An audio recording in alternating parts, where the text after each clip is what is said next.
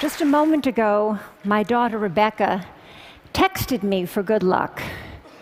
Her text said, "Mom, you will rock."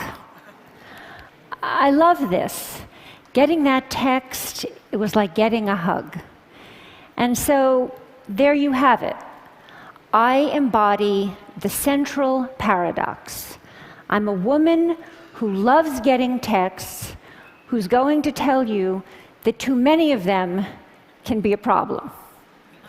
Actually, that reminder of my daughter brings me to the beginning of my story, 1996, when I gave my first TED Talk.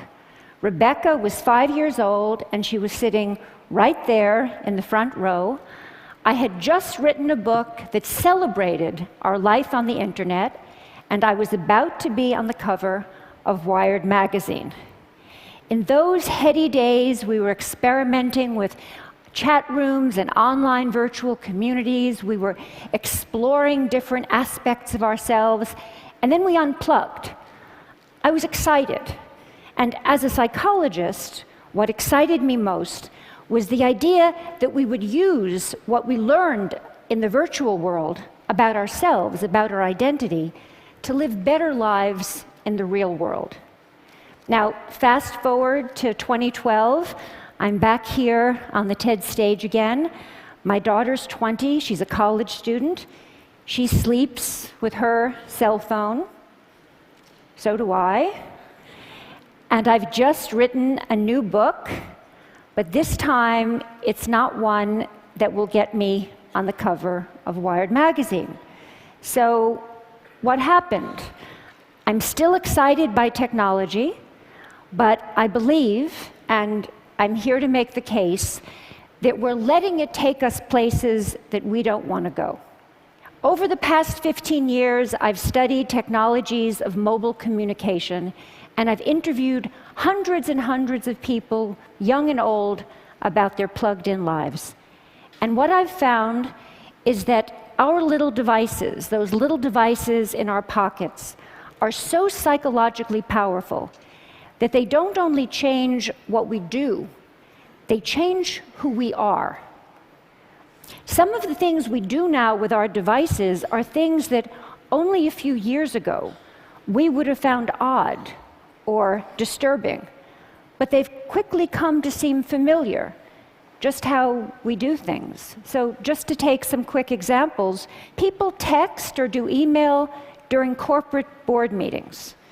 They text and shop and go on Facebook during classes, during presentations, actually during all meetings.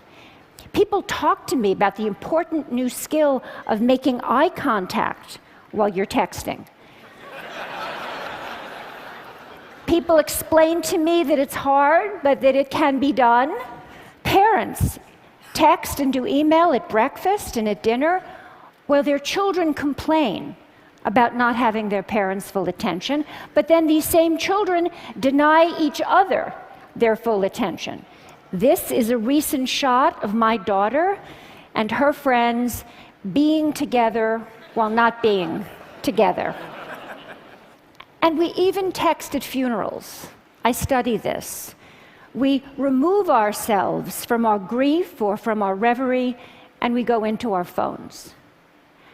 Why does this matter? It matters to me because I think we're setting ourselves up for trouble.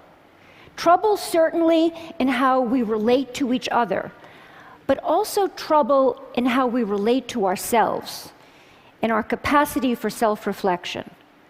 We're getting used to a new way of being alone together. People want to be with each other, but also elsewhere, connected to all the different places they want to be. People want to customize their lives. They want to go in and out of all the places they are because the thing that matters most to them is control over where they put their attention. So you want to go to that board meeting, but you only want to pay attention to the bits that interest you. And some people think That's a good thing. But you can end up hiding from each other even as we're all constantly connected to each other. A 50-year-old businessman laments to me that he feels he doesn't have colleagues anymore at work. When he goes to work, he doesn't stop by to talk to anybody, he doesn't call, and he says he doesn't want to interrupt his colleagues because he says they're too busy on their email. But then he stops himself and he says, you know, I'm not telling you the truth. I'm the one who doesn't want to be interrupted. I think I should want to, but actually I'd rather just do things on my BlackBerry. Across the generations, I see that people can't get enough of each other if and only if they can have each other at a distance in amounts they can control. I call it the Goldilocks effect. Not too close, not too far, just right. But what might feel just right for that middle-aged executive can be a problem for an adolescent who needs to develop face-to-face relationships. An 18-year-old boy who uses texting for almost everything says to me wistfully, someday, but certainly not now, I'd like to learn how to have a conversation. When I ask people, what's wrong with having a conversation? People say, I'll tell you what's wrong with having a conversation. It takes place in real time, and you can't control what you're going to say. So that's the bottom line. Texting, email, posting, all of these things let us present the self as we want to be. We get to edit, and that means we get to delete. And that means we get to retouch the face, the voice, the flesh, the body. Not too little, not too much, just right. Human relationships are rich, and they're messy, and they're demanding. And we clean them up with technology. And when we do, one of the things that can happen is that we sacrifice conversation for mere connection. We shortchange ourselves. And over time, we seem to forget this, or we seem to stop caring. I was caught off guard when Stephen Colbert asked me a profound question. A profound question. He said, don't all those little tweets, don't all those little sips of online communication add up to one big gulp of real conversation? My answer was no, they don't add up. Connecting in sips may work for gathering discrete bits of information. They may work for saying, I'm thinking about you, or even for saying, I love you. I mean, look at how I felt when I got that text from my daughter. But they don't really work for learning about each other, for really coming to know and understand each other. And we use conversations with each other to learn how to have conversations with ourselves. So a flight from conversation can really matter because it can compromise our capacity for self-reflection. For kids growing up, that skill is the bedrock of development. Over and over I hear, I would rather text than talk. And what I'm seeing is that people get so used to being shortchanged out of real conversation, so used to getting by with less, that they become almost willing to dispense with people altogether. So, for example, many people share with me this wish that someday a more advanced version of Siri, the digital assistant on Apple's iPhone, will be more like a best friend, someone who will listen when others won't. I believe this wish reflects a painful truth that I've learned in the past 15 years. That feeling that no one is listening to me is very important in our relationships with technology. That's why it's so appealing to have a Facebook page or a Twitter feed, so many automatic listeners. And the feeling that no one is listening to me makes us want to spend time with machines that seem to care about us. We're developing robots, they call them sociable robots, that are specifically designed to be companions to the elderly, to our children, to us. Have we so lost confidence that we will be there for each other? During my research, I worked in nursing homes, and I brought in these sociable robots that were designed to give the elderly the feeling that they were understood. And one day I came in, and a woman who had lost a child was talking to a robot in the shape of a baby seal. It seemed to be looking in her eyes, it seemed to be following the conversation. It comforted her. And many people found this amazing. But that woman was trying to make sense of her life with a machine that had no experience of the arc of a human life. That robot put on a great show.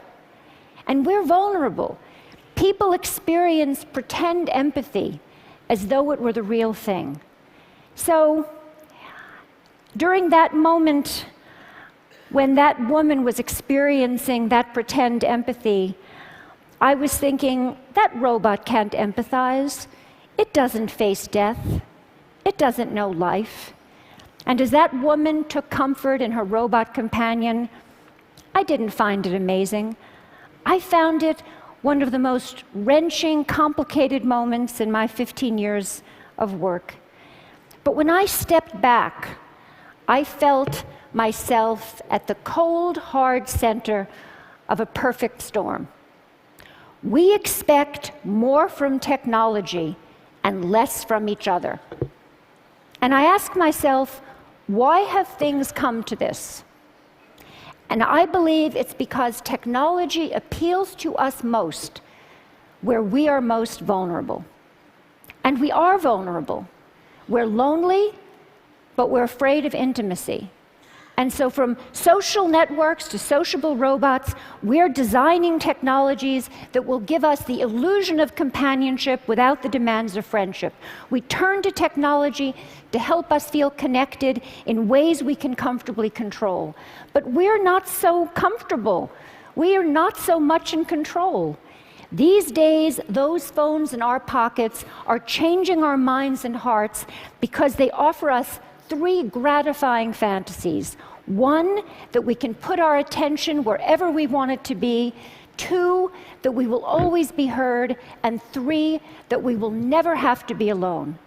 And that third idea, that we will never have to be alone, is central to changing our psyches.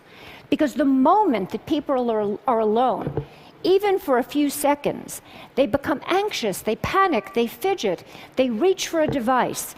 Just think of people at a checkout line or at a red light. Being alone feels like a problem that needs to be solved, and so people try to solve it by connecting. But here, connection is more like a symptom than a cure. It expresses, but it doesn't solve an underlying problem. But more than a symptom, constant connection is changing the way people think of themselves. It's shaping a new way of being. The best way to describe it is, I share, therefore I am.